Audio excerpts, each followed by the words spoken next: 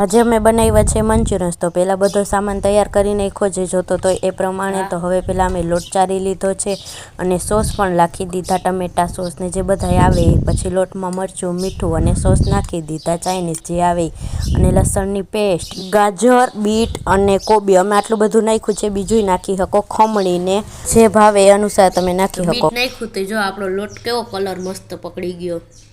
તેલ મૂકી દીધું તો મારી બેન હવે તળવા માંડી મંચુરિયન। આજે મારા મમ્મી પપ્પા જમવામાં નહોતા તો અમને ત્રણેય બહેનોનું ભાવતું જ બનાવી નાખ્યું। તો હજી તો તરાણા ત્યાં આવી ગયા ખાવા, જોવો જોઈ બન્યાય નથી। તો મંચુરિયન્સ કોને ભાવે કમેન્ટ કરીને કહેજો।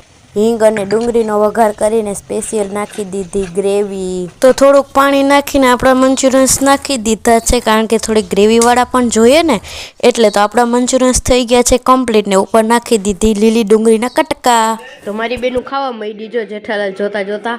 હાલો તો હવે હું